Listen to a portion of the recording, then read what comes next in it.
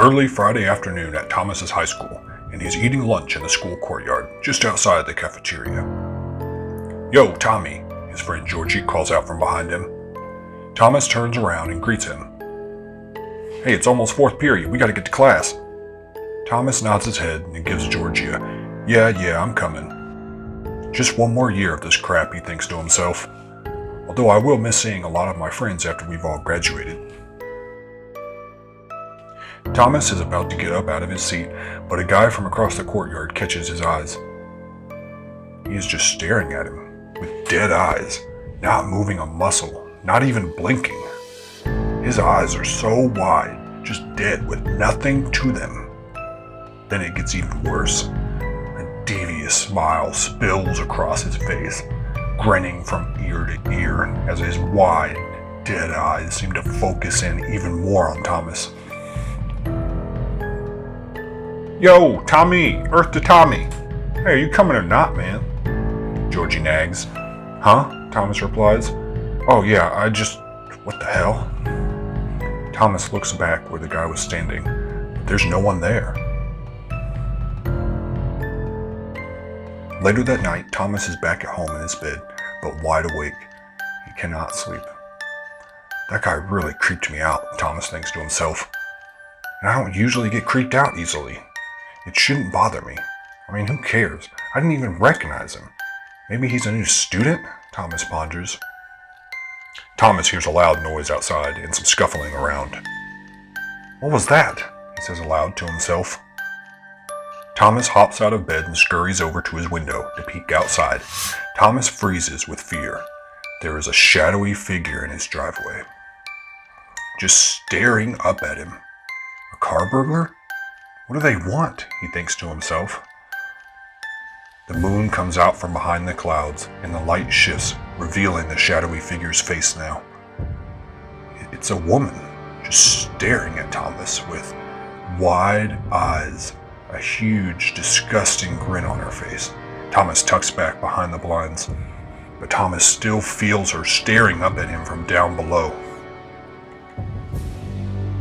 Thomas slowly peeks back through the blinds, but can't find her. Maybe she left, he wonders. Someone knocks on Thomas's front door downstairs. Thomas frantically looks around for his cell phone to call the police and begins calling for his mom. What? What is it, Thomas? His mom exclaims as she begrudgingly steps into his bedroom, one eye cocked open and an arm over her dreary face. "Some lady was outside, staring up at me, knocking on our door," Thomas pleads. Maybe you should go to bed and stop reading those horror novels all night. Thomas tries to get his mom's attention, but she shuffles back down the hall to her room with a few grunts along the way, ignoring him. Go to bed, Thomas. Maybe I am just going crazy, Thomas says to himself. He gives one more glance out the window.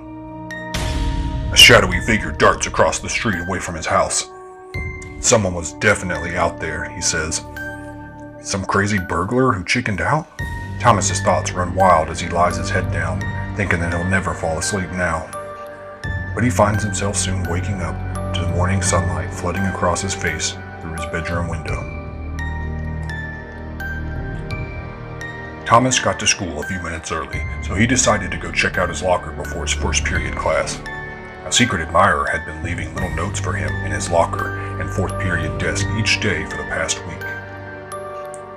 He was pretty sure it's either Georgie pulling a prank on him, or possibly Alicia, a girl from his fourth period class, and an old friend from elementary school. Either way, he'd have nothing to lose by just checking into it.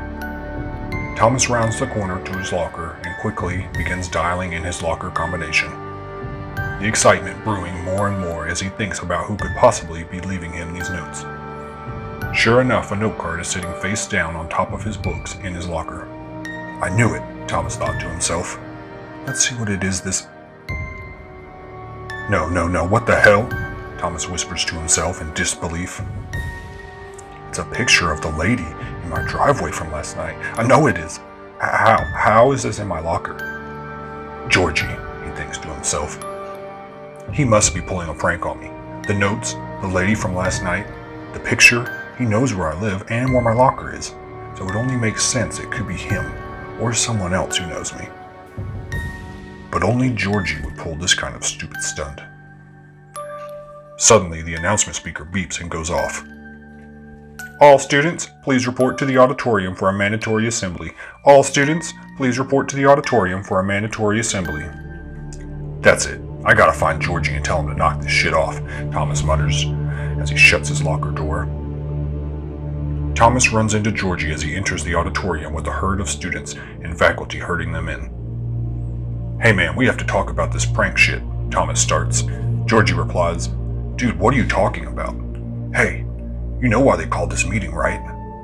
No, I have no idea. What the hell is going on? Bro, something about the new kid who just transferred here. They found his body on the highway.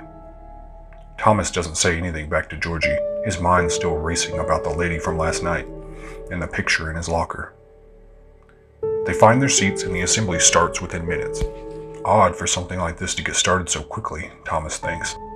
The school principal steps onto stage with a couple police officers and men in suits, followed by a dozen faculty and other staff.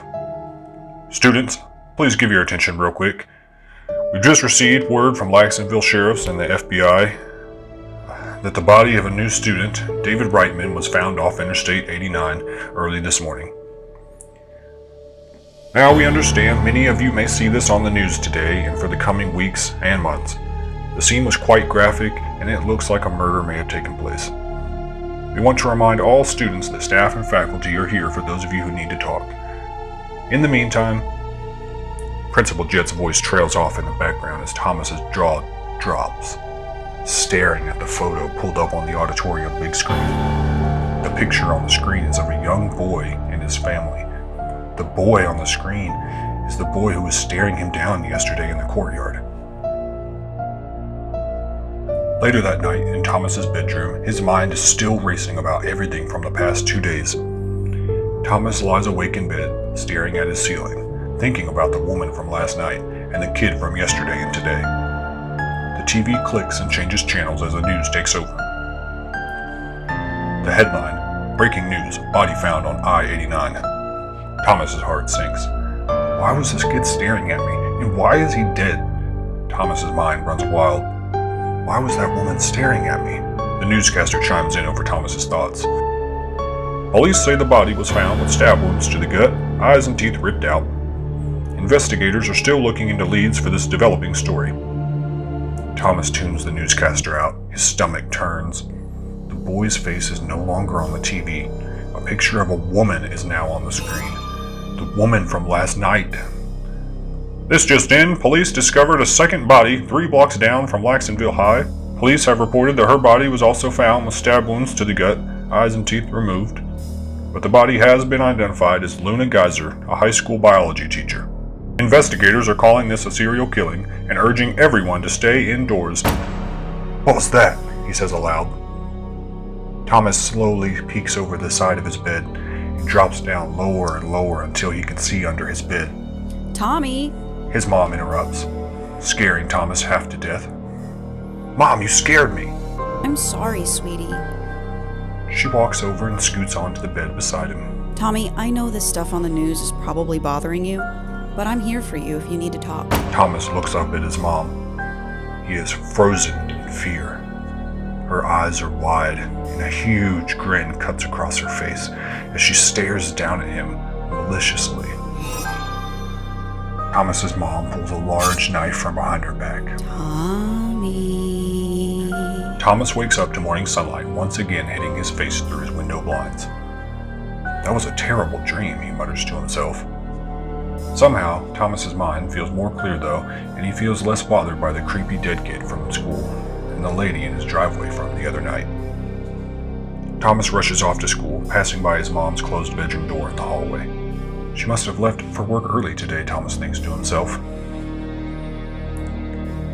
It's later at school now, and Thomas is sitting down in the cafeteria. He couldn't find Georgie that morning, so he sat down at a table by himself, pondering his thoughts, not feeling hungry in the slightest. The cafeteria quiets down as the TV above Thomas draws in his attention. Laxonville Sheriff deputies have found 2 more bodies in conjunction with the recent Reitman homicide case. newscaster starts. Police have identified the second pair of bodies. The newscaster and the ambient noise from the cafeteria all ceases, and Thomas's heart stops. He stares up at the screen in shock and disbelief, unable to move. That's my house on the news, Thomas's mind screams.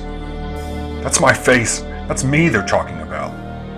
Thomas stares down at his hands and begins to feel overwhelmingly dizzy and nauseous. Voices begin to cry out from within his own head, their noise clear as day.